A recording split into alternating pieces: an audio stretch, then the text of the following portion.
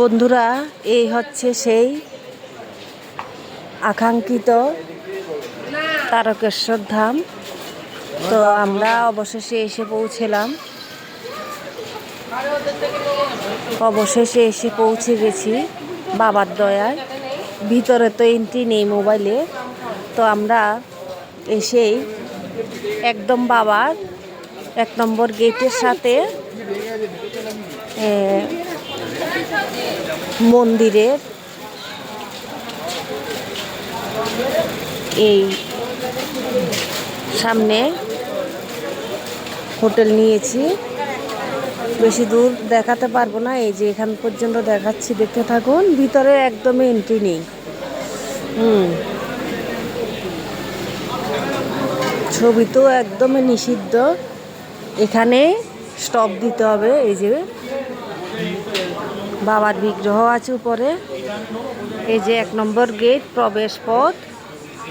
এরপর থেকে আর হবে না।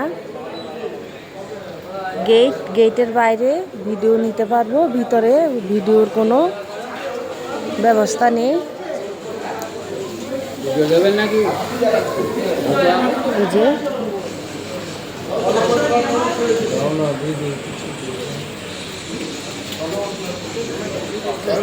এই দিক দিয়ে পথ ধরে, সোজা পথ ধরে, এই যে পথ ধরে এই সোজা গেলে বাবার মন্দির কিছুটা দেখা যাচ্ছে, দেখুন।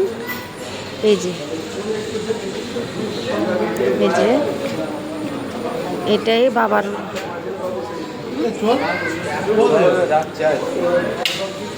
গর্ভগৃহ।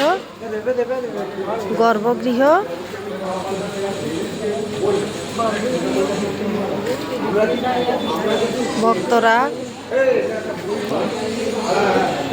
হাঁড়ি করে জল নিয়ে যাচ্ছে। এখন সিজন নেই, যা আসছে শ্রাবণ মাসে এখানে প্রচণ্ড পরিমাণে ভিড় থাকবে। তো ঢুকে এই যে দেখতে থাকুন, এরা জল নিয়ে যাচ্ছে বাবাকে স্নান করানোর জন্য। যে দিকটাতে গিয়ে পৌঁছাবে ওইটাই হচ্ছে বাবার গর্ভগৃহ। এই যে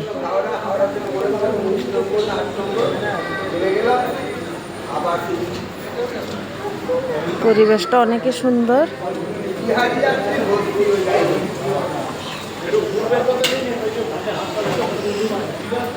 যে আমাদের হোটেল হচ্ছে এটা।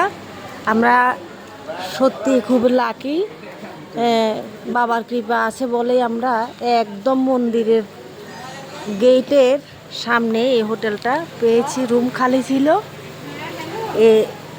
এই হোটেল থেকে এই যে বাবার মন্দির, বুঝতে পারছেন তো, 10 মিটার দূরে নয়, একদমই কাছে।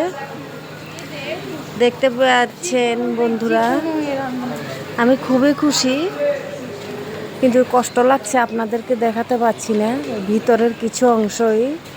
গেটের বাইরে থেকে কি আর সম্পূর্ণ দেখানো যায়?